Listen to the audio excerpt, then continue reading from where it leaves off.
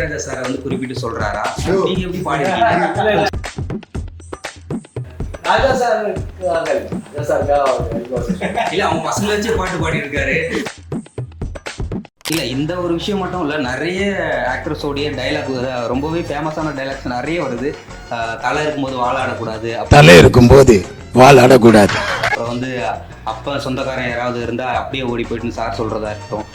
எவனுக்காவது பொண்டாட்டி குழந்தை குட்டின்னு சென்டிமெண்ட் கிண்டிமெண்ட் இருந்தா அப்படியே ஓடி போயிடு. நிறைய டைலாக்ஸ் இருக்கு. தலை இருக்கும்போது வாழ ஆடக்கூடாது அப்படின்னு சொல்றது அஜித் சாரோடைய டைலாக். அது ஸோ அதுக்கு ப்ரிப்பேர் ஆகுறது அப்படின்றது ஒரு விஷயம் இருக்கும். கிரைம் பண்ணிட்டு வரேன் நான் சொல்லல. இப்போ கோவப்படத்துக்கு அப்புறம் நான் ஒரு முதல் நிமிஷம் நடித்தேன். அதுக்கப்புறம் 5 படம் முதல் நிமிஷம் நடிக்க வேண்டியதாக போச்சு. இல்லை அந்த டைமில் வந்து பாலிடிக்ஸ் விஷயமா நிறைய பேசிட்டு இருந்தாங்க. விஜய் சார் அந்த டைமில் ஏதாவது பேசினாரு? இல்லை அது பாலிடிக்ஸில் அவர் பேசவே மாட்டோம். அவர் வந்து அவர் தெளிவாக இருக்கிறாங்க. ஒவ்வொருத்தரோட லைஃப்பும் ஒவ்வொரு விஷயமுக்கு மென்டாக இருக்குது. ஸோ அவங்களுக்கு இவ்வளோ பெரிய ஆப்பர்ச்சுனிட்டி கிடைச்சிருக்காங்க. அவங்க பாலிடிக்ஸ் வர போறாங்களோ? வராங்களா? என்ன சார் வராங்களா? நீங்க வர்றதுக்கு முன்னாடி 2 பேரும் சண்டை போட்டுக்கிட்டாங்க, யாரு அவங்க பக்கத்துல உட்கார்றது அப்படின்ட்டு. இல்லைங்க, இந்த சைட்ல உட்கார்ந்தா அழகா இருக்க மாட்டோமா, அதனால சண்டை ஆகுது.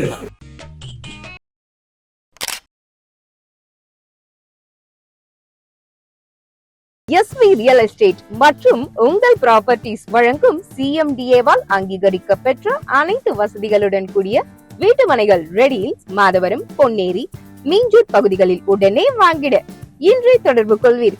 தொடர்பு கொள்ள வேண்டிய தொலைபேசி எண் 9791175755. எஸ்பிடிவி நேயர்களுக்கு வணக்கம். இன்றைய சிறப்பு நேர்காணல நம்மோட இணைஞ்சிருக்கவங்க அக்யூஸ்ட் படத்துடைய டீம் தான். அவங்க கிட்ட நிறைய கேள்விகள் கேட்க போறோம். வணக்கம். இப்போ வந்து அக்யூஸ்ட் அப்படின்ற ஒரு படம் வந்து வெளிவரப்போகுது. அதில் எல்லாருமே நடிச்சிருக்கீங்க. அக்யூஸ்ட் அப்படின்ற படத்தில் நீங்கள் எல்லாருமே அசம்பிள் ஆனது எப்படி சொல்லுங்க சார்? இவர் தான் காரணம். என்ன சார் பண்ணீங்க? ஒரு படம் பண்ணணும், ஜெயிக்கணுங்கிற வெறியில் ஒரு படத்தை உருவாக்கி ஒரு இயக்குனரை கண்டுபிடிச்சி ஒரு நல்ல கண்டென்ட் க்ரியேட் பண்ணி அவங்களோட ஃப்ரெண்ட்ஸை சேர்த்து நல்ல டெக்னிக்கல் டீமை கொண்டு வந்து எல்லாத்தையும் ஹீரோயின்லேருந்து ஆக்டர்ஸ்லேருந்து எல்லாரையும் செலக்ட் பண்ணி ஒரு இது கொண்டு வந்தது உதய் சார் தான். இந்த படம் ரிலீஸ் ஆக போகிறதுக்கும் முக்கிய காரணம் அவர் தான். A to Z விஷயங்களை அழகாக பண்ணி எல்லாத்தையும் கரெக்டாக கொண்டு போய் மக்கள்கிட்ட சேர்த்து இப்போ வந்து ஆகஸ்ட் 1 வீக்கு நாங்கள் ஆகஸ்ட் 1 அன்னைக்கு படத்தை ரிலீஸ் பண்ண போகிறோம். கடவுள் பிளெஸ்ஸிங்ஸ்லேயும் அவர் பண்ண புண்ணியத்தினால. ஸோ இதுதான். அப்போ நம்ம வந்து இந்த கேள்வி வந்து ஃபர்ஸ்ட் உதய் சார் கிட்ட இருந்தால் கேட்குறது கரெக்டாக? Exact sir. நீங்கள் இந்த படத்துடைய ட்ரெய்லர்லாம் பார்க்கும்போதே ஒரு போலீஸ்க்கும் ஒரு அக்யூஸ்டுக்கும் ஒரு கைதிக்கும் நடக்கக்கூடிய ஒரு விஷயம், ஏதோ ஒரு க்ரைம் நடந்திருக்கு, அது சம்மந்தமாக இருக்கிறதா நான் எங்களோட இமேஜினேஷன் அப்படி இருக்குது. கதை என்னவா வேணா இருக்கலாம். நீங்கள் இந்த படத்தில் ஃபஸ்ட்டு வந்தப்போ இந்த கதை உங்ககிட்ட வந்து டைரக்டர் சொல்லியிருப்பார். ஸோ அப்போ எப்படி இருந்துச்சு இந்த படத்தை பண்ணலாம், இல்லை எப்படி முடிவு பண்ணீங்க நீங்கள்? கண்டென்ட், அதாவது நிறைய கதை கேட்டேன். நிறைய கதை கேட்கும்போது வெயிலில் நிறைய கதை வந்தது. கிட்டத்தட்ட ஒரு 200 ஸ்கிரிப்ட் மேலே வெயிலில் வந்து நிறைய கதையும் கேட்டிருந்தேன். இவர் பிரபு ஸ்ரீனிவாஸ் வந்து எனக்கு வேற ஒரு கதை இவர் சொன்னார். அந்த கதை வந்து அவர் கன்னடா படம் ரீமேக் சொன்னார். நான் சொன்னேன் ரீமேக்கில் வேண்டாம் சார், ஸ்ட்ரைட்டாக ஏதாவது நல்லா தான் சொல்லணும்னு சொன்னேன். ஸ்ட்ரைட்டாக அதுக்கப்புறம் நெக்ஸ்ட் வீக் நினைக்கிறேன் ஒரு கண்டென்ட் வந்துட்டு லைவ் சொன்னார்.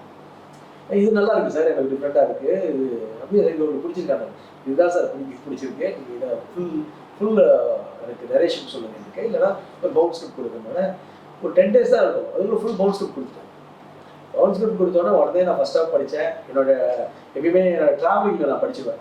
கார் ட்ராவலிங் என்னோட வீடு வந்து கொஞ்சம் லாங்கு. ஸோ அதனால கார் ட்ராவலிங்கில் படிச்சுவேன். ஃபஸ்ட் ஹாஃப் படிச்சுட்டேன். செகண்ட் ஹாஃபும் படிச்சுட்டேன். செகண்ட் ஹாஃப் படிச்சுட்டு உடனே நான் சொன்னேன், சார் இது கரெக்டான ஸ்கிரிப்ட், எதுவுமே டிஸ்கஷன் பண்ண தேவையில்லை, எனக்கு எந்த படம் ஸ்டார்ட் பண்ணலாம் அப்படின்னு சொல்லி என்னுடைய நண்பர்கள், ப்ரொடியூசர்ஸ், என்னுடைய பார்ட்னர்ஸ் எல்லாருமே சேர்த்து தான் இந்த ப்ராஜெக்ட் வந்து இப்போ சொல்கிற மாதிரி எல்லாமே டீம் ஒர்க் தான். நான் இனிஷியேட் எடுத்து இப்போ எல்லாமே பண்ணிட்டு இருக்கோம். பட் எல்லாமே டீம் ஒர்க் சப்போர்ட் தான் இந்த படம் வந்து இவ்வளோ தூரம் வந்திருக்கா. சார் இப்போ வந்து இந்த படத்தோடைய ட்ரெய்லரை பார்க்கும்போதே இந்த படத்தில் வந்து சாங் ஒரு பக்கம் செம்ம சூப்பராக வந்திருக்கு. மியூசிக் டைரக்டருக்கு அது சொல்லி ஆகணும். சாங் ஒரு பக்கம் இருக்குது, ஒரு பக்கம் ஃபைட் இருக்குது, காமெடி இருக்குது, எல்லாமே இருக்குது. எந்த ஜேர்னர் சார் இந்த படம்? அதான் இந்த ஜேர்னல் தான், கமர்ஷியல் ஜேர்னல். அதுல வந்து நீங்க சொன்ன மாதிரி வந்து ஒரு எமோஷன், படத்துல ஒரு எமோஷன் பாண்டிங் இருக்கும். ஃபேமிலியோட வந்து படம் பார்க்கலாம். நான் எல்லாத்தையுமே தான் சொல்லுவேன், இது ஃபேமிலியோட வந்து படம் பார்க்கறது தான். அக்யூஸ்டோட வந்து இது ஃபேமிலி அந்த மாதிரி ஒரு ரா டைட்டிலோட வந்து இது ஃபேமிலியோட பார்க்க முடியாது அப்படிலாம் ஒன்று இருக்கு. இது குடும்பத்தோட குழந்தைகளோட வந்து பார்க்க வேண்டியது. அதுல ஆக்ஷன் இருக்கும், எல்லாமே இருக்கும். ஆனா பெருசா வந்து எஃபெக்ட் பண்றது ஒரு நல்ல ஒரு ஃபேமிலி பாண்டிங் உண்டான விஷயம், லவ் உண்டான விஷயம் இருக்கு, ஒரு ரிலேஷன்ஷிப் உண்டான விஷயம் இருக்கு, ஒரு நட்பு பத்தி சொல்றது இருக்கு. கமர்ஷியல் யோகி பாபு சாரோடைய காமெடி வந்து படம் ஃபுல்லா ஃபர்ஸ்ட் ஹாஃப் செகண்ட் ஹாஃப்ல இருந்து ஃபர்ஸ்ட் ஹாஃப் இதுல இருந்தே வந்துருவாரு. படம் ஃபுல்லா அவர் கலக்கியிருக்காரு. இல்ல படத்துல வந்து எல்லா ஜேர்னரையும் டச் பண்ணிருக்கு, எல்லா ஜெனரையும் டச் பண்ணிருக்கு. எமோஷன் வந்து படத்துல வந்து ரொம்ப கனெக்ட் ஆகும் நான் ஃபீல் பண்றேன். அது ஒரு ஒரு நல்ல கண்டென்ட்டா, அதாவது இந்த மாதிரி கமர்ஷியல், அதாவது கமர்ஷியல் படத்துல ஒரு நல்ல கண்டென்ட் மாற்றது ரொம்ப அபூர்வம். என்னைக்குமே நல்ல கமர்ஷியல் ஒன்று கமர்ஷியலாக ஒரு கண்டென்ட்டும் நல்லா அமைச்சு அதுவும் கமர்ஷியல் பேட்டர்ன் அமைகிறது ரொம்ப ரொம்ப பெரிய விஷயம். ஸோ அந்த ஸ்கிரிப்ட் இதுல இந்த அக்யூஸ்ட்ல இருக்கு. இப்போ வந்து ஒரு படம் வந்து ஒரு ஜேர்னர், அதாவது கிரைமாக போகிறதோ இல்லை காமெடியாக போகிறதோ ஒரு ஜேர்னரில் போச்சுன்னா அந்த படத்துக்கு வந்து இசையமைக்கிறது வந்து மியூசிக் டைரக்டருக்கு வந்து ஈஸியான ஒரு விஷயமா இருக்கலாம். இல்லை அதை பேஸ் பண்ணி போயிடுவாங்க. மியூசிக் டைரக்டர் உங்களுக்கு எப்படி இருந்துச்சு இந்த படத்துக்கு இசையமைக்க? ஒரு சீனையுமே வந்துட்டு நம்மளால் பேலன்ஸ் பண்ணி ஒர்க் பண்ணணும் அப்படின்ற ஒரு மைண்ட் செட் தான். ஸோ அது ஒரு சேடான ஒரு சாப்டான சுச்சுவேஷனாக இருந்தாலும், ரொம்ப ஆக்ஷன் பேக்ட் ஒரு சுச்சுவேஷனாக இருந்தாலும், சவுண்டிங் வைஸ் வந்து ரொம்ப டவுன் ஆகும். ஏன்னா வந்து ஒரு கிராஃப் இருக்குது நீங்கள் இந்த மூவின்னு இல்லை. So for any music director வந்து ஒரு கிராஃப் இருக்கும் மியூசிக்கில். ஸோ டுவர்ட்ஸ் த எண்டு போகும்போது அந்த லைக் ஒரு பீக் போகும். ஸோ பட் நம்ம வந்து ஃபஸ்ட்லேருந்தே வந்து எண்டு வரைக்கும் நம்ம என்ன பண்ணியிருப்போம்னா ஒரு ஈக்குவல் ட்ரீட்மெண்ட் இருக்கும், பட் இம்பேக்ட் இருக்கும்ல. லைக் ஃபஸ்ட்டு சீனில் வர ஒரு பிஜிஎம் வந்து ஒரு செகண்ட் ஹாஃபில் ஒரு இடத்துல வந்து வேற ஒரு ஷேடில் வரும், பட் அது வந்து ஒரு டிஃப்ரெண்ட்டான ஒரு எமோஷனை கொடுக்கும் அந்த சீனுக்கு.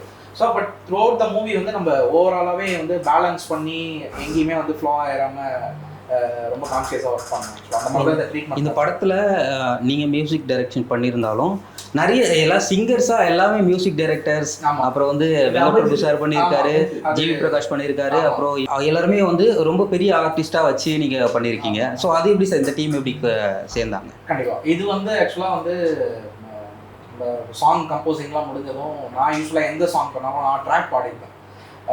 அதுக்கப்புறம் வந்துட்டு எந்த சிங்கரை சூஸ் பண்ணலாம் அப்படின்னு சொல்லிட்டு பிளான் பண்ணும்போது அந்த ஃபஸ்ட்டு சாங் ஷோகானிக்கிரியை வந்துட்டு நானும் உதயபுரம் டிஸ்கஸ் பண்ணும்போது ஜிவி பிரகாஷ் பாடினா நல்லாயிருக்கும் அப்படின்னு பிளான் பண்ணிவிட்டு அப்புறம் ஃபீமேல் யார் பாடினா நல்லாயிருக்குன்னா சஞ்சனா கல்மாஞ்சின்னு சொல்லிட்டு. ஸோ இவங்க ரெண்டு பேரோட டுவேட்டில் இந்த சாங் வந்து ஒரு நல்ல ஒரு ஃபோக் மெலடியாக வந்து இந்த நமக்கு வந்து அமையும். ஸோ அது நம்ம ஒரு அப்ரோச் பண்ணி பார்க்கலான்னு சொல்லிட்டு ஜிவி சாருக்கு வந்து சாங் அமைச்சிருக்கோம். கேட்டு சாங் சூப்பராக இருக்குது, நான் பாடித்தரேன். பட் அந்த டைம் அவர் ரொம்ப பிஸியாக இருப்பார். பட் அது நமக்குன்னு ஒரு டைம் ஒதுக்கிட்டு சூப்பராகவே பாடி கொடுத்தாரு. ஆக்சுவலாக அந்த சாங் நல்ல ரெஸ்பான்ஸ். ஆக்சுவலாக எனக்கு நிறைய பேர் கால் பண்ணாங்க. ஸோ அந்த பாட்டை வந்து தேசன் சொல்லிட்டு அவர் டெபியூவாக அந்த படத்தில் வந்து லான்ச் பண்ணுறோம் லிரிக்ஸ் எக்ஸ்ட்ரா. ஸோ அவரும் ரொம்ப சூப்பராக எழுதியிருக்காரு. ஸோ ஓவராலாகவே இந்த சாங் கம்போசிங் செஷன் எல்லாமே ரொம்ப கம்ஃபர்டபுளாக இருந்துச்சு. எந்த ஒரு இன்டர்வென்ஷன் அந்த மாதிரிலாம் இல்லை. ஸோ அவங்க ஒரு சுச்சுவேஷன் சொல்லுவாங்க, நான் அது ஒரு டியூன் காட்டுவேன். ஸோ எதுலேயுமே வந்து எனக்கு இது ஆப்ஷன் வேணும் அப்படி இப்படின்லாம் எனக்கு வந்து இது பண்ணது. அவங்களுக்கு அந்த ஃபஸ்ட் இம்ப்ரெஷனே பெஸ்ட்டாக இருக்கும் அப்படின்னு சொல்லிட்டு தே லைக் இட். இப்போ பிரேம்ஜி வெங்கட் பிரபு அவங்க ரெண்டு பேரும் காம்பினேஷனே வேற லெவலில் இருக்கும். அவங்க ஒரு சாங் வந்து ஒன்றா பாடுறாங்க அப்படின்னா அது எந்த அளவுக்கு இருந்திருக்கும்? கண்டிப்பாக அவங்க ஷூட்டப் எப்படி சார் இருந்துச்சு? ஆமாம், அது ரொம்ப ஒரு ரெக்கார்டிங் மாதிரியே போல். ஆக்சுவலாக ரொம்ப ஜாலியாக வந்து செம்ம ஃபன் ஃபீல்டாக தான் போச்சு அந்த ரெக்கார்டிங்கில். இன்ஃபேக்ட் வந்து அது பிரேம்ஜி ப்ரூவும் சரி, ஒரு வெங்கட் சாரும் சரி சாங் ரொம்ப லைக் பண்ணாங்க. நல்ல சூப்பராக அவங்களோட வந்து ஏதோ பாட கூப்பிட்டாங்க அது பாடணும் அப்படின்னு இல்லாமல் ரொம்ப டைம் எடுத்து ஒரு நல்ல ஒரு பெர்ஃபெக்ஷனோட பண்ணி கொடுத்தாங்க. ஸோ இன்ஃபேக்ட் நான் கூட ஒரு பாயிண்டில் போதும் சார் எனக்கு அப்படின்னா, இல்லை இது இன்னும் பர்ஃபெக்டாக வரணும், அது வந்து நம்ம பண்ணுவோம் ஒர்க் பண்ணுவோம் அப்படின்னு சொல்லிட்டு ரொம்ப டைம் எடுத்து ரொம்ப சூப்பராக பண்ணி கொடுத்தாங்க. இன்ஃபேக்ட் அந்த சாங் வந்து ஒரு ஸ்டாண்டர்லோனாக இருக்குது இந்த ஆல்பமில். பிரியாணி சாங் அப்படின்னும் போது அது ஒரு ஸ்டாண்டர்லோன் சாங்காக இருக்குது. அது ஹைட் கார்ட்டி வந்து லிரிக் நல்லா பண்ணியிருப்பாரு. ஸோ அவரும் அதில் பெர்ஃபார்ம் பண்ணியிருப்பாரு. இப்போ வந்து இந்த படத்துடைய ட்ரெய்லரில் வந்து யோகி பாபு ஒரு இடத்துல வந்து சும்மா ஒரு பாட்டு பாடினாலே காப்பி ரைட்ஸ்க்கு வந்துடுறாங்க அப்படின்ற மாதிரி சொல்லியிருப்பாரு. அதை வந்து இளையராஜா சாரை வந்து குறிப்பிட்டு சொல்றாரா? நீங்க எப்படி பாடிருக்கீங்க? ராஜா சாருக்காக இல்ல அவங்க பசங்களை வச்சு பாட்டு பாடி இருக்காரு, அதுக்காக நான் கேட்கிறேன் நான். இல்ல ராஜா சாருக்காக சொல்லல. ஏன்னா இந்த அதுல வந்து ஒரு படத்துல வந்து அந்த சிச்சுவேஷன் அப்படி வரும். சுச்சுவேஷன் வரும்போது அவர் வந்து அந்த மியூசிக் வயரு, அந்த செல்போன், அந்த மாதிரி ஏதாவது வரும். இது வந்து ஜென்ரலாக சொல்கிற விஷயம். அதாவது வந்து இன்னைக்கு வந்து எல்லாருமே, அதாவது நாட் ஈவன் இது ஒரு ஆடியோ லேபிள் கம்பெனியாக இருக்கட்டும், மற்ற கம்பெனிஸ் லேபிள்ஸாக இருக்கட்டும், இது எல்லாருமே ஒரு ஜென்ரலான ஒரு இதாக சொன்னார். அப்போ கூட அவர் சொன்னார், இல்லைன்னா நான் இது வந்து இளையராஜா சார் மீட் பண்ணியோ இல்லை யார் மீட் பண்ணியோ அவர் சொல்லலை. அது ஒரு ஃபன். இப்போ அப்படின்னு பார்த்தா விவேக் சார்லாம் வந்து ஏகப்பட்ட சொல்லியிருக்காரு. விவேக் சார்லாம், அப்புறம் வடிவேலு சார் ஏகப்பட்ட சொல்லியிருக்காரு. அப்புறம் யோகி பாபு சார் சொல்றது எல்லாமே வந்து ஒரு பெரிய சீரியஸ் நோட்டா இல்ல இந்த ஒரு விஷயம் மட்டும் இல்ல, நிறைய ஆக்டர்ஸோடைய டைலாக் ரொம்பவே ஃபேமஸான டைலாக்ஸ் நிறைய வருது. தலை இருக்கும்போது வாழாடக்கூடாது, அப்புறம் வந்து அப்ப சொந்தக்காரன் யாராவது இருந்தா அப்படியே ஓடி போயிட்டு சார் சொல்றதா இருக்கட்டும், நிறைய டைலாக்ஸ் இருக்கு. தலை இருக்கும்போது வாழாடக்கூடாது அப்படின்னு சொல்றது அஜித் சாரோடைய டைலாக், அது ரொம்பவே ஃபேமஸ் ஆனது. அந்த மாதிரி நிறைய படத்தோடைய டைலாக்ஸ் வந்து இதுல பார்க்க முடியுது. ஸோ அதுக்கு ஏதாவது பர்டிகுலர் ரீசன் இருக்கா? இல்ல அந்த மாதிரி மென்ஷன் பண்ணே யாருமே இல்லை. இது கதையோட ஒரு டிராவல். நீங்க ட்ரெய்லர் பார்த்து சொல்றீங்க, படமா பாத்தீங்கன்னா உங்களுக்கு ஒரு கதையோட கனெக்ட் ஆகும். இதை வந்து யாரும் மென்ஷன் பண்ணியோ மீன் பண்ணி இப்போ நீங்க சொன்னப்படதான் இதெல்லாமே தெரியுது. அதெல்லாம் ஒண்ணுமே கிடையாது. அப்படிதான் எந்த இதுக்கே கிடையாது. இப்போ வந்து ஒரு கிரைம் சம்பந்தமான ஒரு படத்துல நடிக்கும்போது ஸோ அதுக்கு ப்ரிப்பேர் ஆகுறது அப்படின்றது ஒரு விஷயம் இருக்கும். ஸோ நம்ம இல்லை கிரைம் பண்ணிட்டு வரேன்னு நான் சொல்லலை. இல்லை கிரைம் படத்தில் நடிக்கிறோம், நம்ம இந்த ஜேர்னலுக்கு ஏற்ற மாதிரி நம்மளுடைய கேரக்டர்ஸை மாற்றிக்கணும். ஸோ அப்படி மாதிரி ப்ரிப்பேர் ஆவாங்கல்ல. ஸோ இல்லை அந்த கேஸ் சம்மந்தமாக நம்ம ஏதாவது பண்ணணும் அப்படின்னு அந்த மாதிரி ப்ரிப்பரேஷன் இருந்து சார். மலர் படம் பூ கட்டுறது கற்றுக்காக நினைக்கிறேன். எனக்கு தெரிஞ்சு அந்த பூ கட்டுறதுக்கோ அக்காவோ அந்த மாதிரி கேரக்டர் தான் நினைக்கிறேன். இதில் யாருமே ப்ரிப்பேர் வந்து பெருசாக இல்லை. இல்லை கதையோடைய வந்து யதார்த்தமான விஷயம். எதுவுமே ப்ரிப்பேர் பண்ணி இந்த ஒரு கிரைம், ஒரு போலீஸ் இன்வெஸ்டிகேஷன்லாம் இவர் போலீஸ் டிபார்ட்மெண்ட்டில் போயிட்டு ஒரு 5 நாள் ஒர்க் பண்ணதாவோ அந்த மாதிரி ட்ரைனிங்லாம் எடுக்கல. அப்படிதான் இல்லை. அஜ்மல் சார் நீங்கள் சொல்லுங்கள், இந்த கேரக்டர் போலீஸ் கேரக்டர்ன்றது உங்களுக்கு புதுசாக இல்லை இந்த போலீஸ் கேரக்டர் உங்கள் லைஃப்பில் ஏற்கனவே வந்திருக்கா? இல்லை, இப்போது கோ படத்துக்கு அப்புறம் நான் ஒரு முதல் மிஸ்டர் நடித்தேன். அதுக்கப்புறம் 5 படம் முதல் மிஸ்டராக கூப்பிட்டு நடிக்க வேண்டியதாக போச்சு. ஸோ இதில் ஒரு போலீஸ் கேரக்டர் நம்ம பண்ணும்போது அது யதார்த்தமாக இருக்கணும். அதுவும் இது வந்து ராவாக எடுத்திருக்கோம். இந்த டிரெக்டர் சார் வந்து ராவாக எடுத்திருக்கோம். கேமராமேன் அப்படி தான் படத்தை ட்ரீட் பண்ணியிருக்கோம். ஸோ அந்த கேரக்டர்ஸும் ராவாக இருந்தால் தான் படம் நிற்கும். ஸோ ஹேர் கட் பண்ணிட்டேன், தாடி எடுத்தேன், அந்த மாதிரி குட்டி குட்டி விஷயங்கள் தான் நான் பண்ணியிருக்கேன். அப்புறம் வந்து இந்த பாடி லாங்குவேஜ்லேயும் சரி, மற்ற கொஞ்சம் விஷயங்களில் கொஞ்சம் மாற்றங்கள் எல்லாம் வருத்தி பண்ணியிருக்காங்க. தவிர மற்றபடி பெருசாக எல்லாம் உதவே இல்லை. பிகாஸ் எங்களுக்கு வேலை கம்மியாக இருந்துச்சு. பிகாஸ் டிரெக்டர் டீம் ரொம்ப சூப்பராக இருந்துச்சு. டிரெக்டரும் அவரோட டீமும் ரொம்ப சூப்பராக இருந்துச்சு. எங்களுக்கு வந்து வேலை கம்மியாக இருந்துச்சு. ஆக்சுவலாக அவர் வந்து கரெக்டாக ஹோம்ஒர்க் எல்லாம் பண்ணி ஒவ்வொரு சீக்வன்ஸும் சீனும் நம்மளுக்கு என்னென்ன தேவையோ அதெல்லாம் சொல்லி கொடுத்து, டைலாக்ஸில் எனக்கு ரொம்ப பிடிச்சிருந்த டைலாக்ஸ் இந்த படத்தில் நிறைய இருக்குது.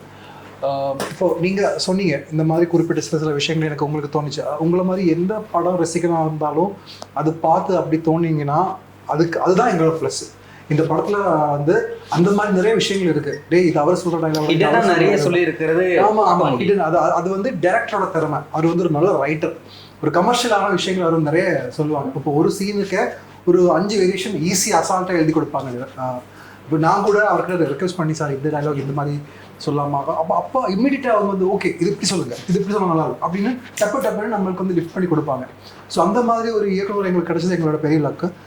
அதே மாதிரி அவர் நல்ல இயக்குனர் மட்டும் இல்லை, நல்ல ரைட்டர் கூட. ஸோ நல்ல வசனங்கள், நல்ல விஷயங்கள், நல்லா இதயத்தில் போய் டச் பண்ணுற கூடிய நிறைய வார்த்தைகள் எல்லாமே பேசுவோம். Because this movie is not only about action and love and this நிறைய இமோஷன்ஸ் கேரி பண்ணுற ஒரு படம். ஒவ்வொரு ஆர்டிஸ்டும் ஒவ்வொரு கேரக்டர்ஸ்க்கும் உதயா சாருக்கு அவரோட ஒரு பேக்ரவுண்ட் பார்த்தீங்கன்னா அவ்வளோ ஹெவியான ஒரு விஷயம் கேரி பண்ணுற ஒருத்தனா நம்ம பார்க்கும்போது கலப்பாகவே இருக்கும். ஆனால் அவர் ஒரு ஹெவியான ஒரு விஷயம் கேரி பண்ணி தான் அது பண்ணுறாங்க. மலரோட கேரக்டரும் சரி, அவ்வளோ பியூட்டிஃபுல்லான, அவ்வளோ இன்னசென்ட்டான ஒரு பொண்ணு.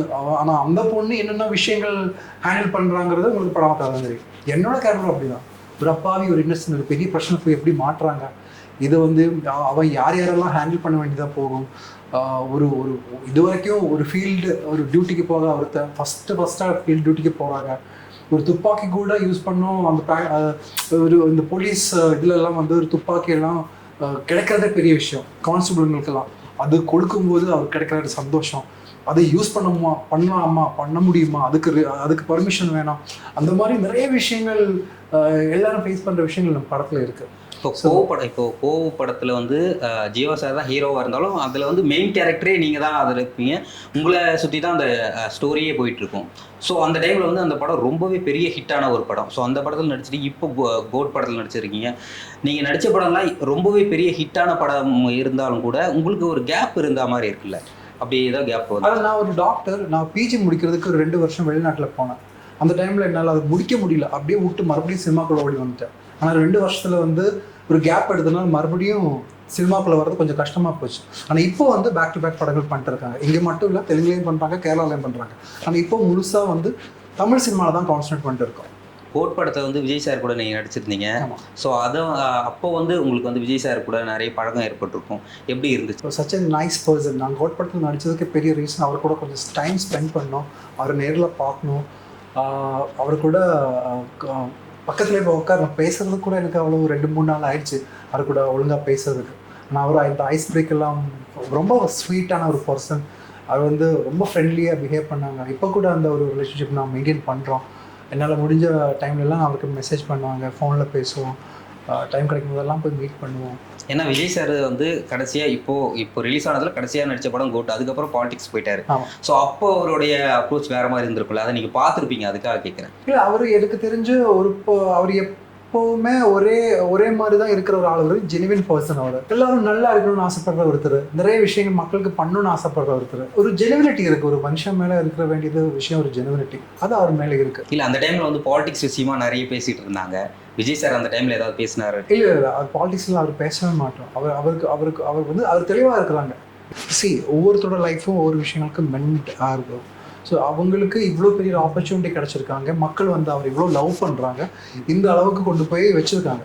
ஸோ அவருக்கு வந்து ஓகே ஃபைன், இது இவ்வளோ விஷயங்கள் மக்கள் அதுக்காக பண்ணும்போது நான் அவருக்காக பண்ண வேணாமா, அதுதான் அவர் யோசிச்சிருக்காங்க. தவிர பாலிடிக்ஸில் வரணும், முதலமைச்சர் ஆகணும், அந்த வரிகளாம் அவருக்கு இல்லை.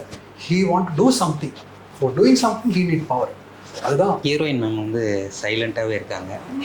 நான் பாலிடிக்ஸ்லாம் வந்தோடனே அவர் ரொம்ப வெப்சைட். ஒருவேளை அவங்க பாலிடிக்ஸ் வர போகிறாங்களோ? வராங்களா? என்ன சார்? வராங்களா? அவங்க இங்கே இல்லை, அங்கே பெங்களூரில். ஓகே மேம், சரி. பாலிடிக்ஸ் வந்தால் நான் ஃபஸ்ட்டு கங்க்ராஸ் பண்ணிக்கிறேன். நானும் தான் சேர்ந்துருக்கேன். உங்களுக்கு எக்ஸ்பீரியன்ஸ் எப்படி இருந்துச்சு?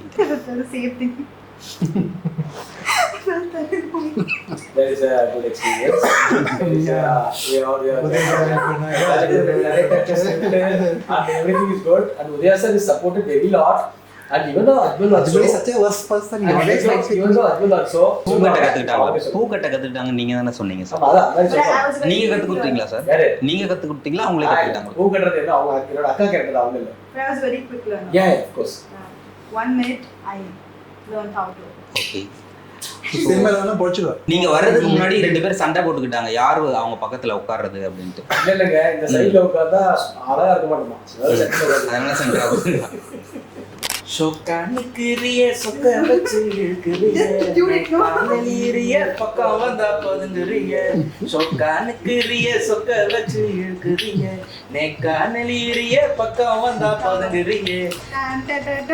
இது கேள்விங்கல்ல? இல்ல, இது கேள்வி கிடையாது. இது நீங்க வந்து ஏதோ பக்கத்துல இருந்து பார்க்கணும்னு விருப்பப்பட்டு கேட்டாங்க. இப்போ வந்து அந்த படத்துல வந்து யோகி பாபு சார் இன்னொரு டைலாக் ஒன்று சொல்லுவாரு, மன்சூர் அலிகானை தவிர மீதி எல்லாம் கைதியா நடிக்கிறீங்களா அப்படின்ட்டு. ஸோ கைதி படத்தையும் இதுல இமிடேட் பண்ற மாதிரி இருக்கு.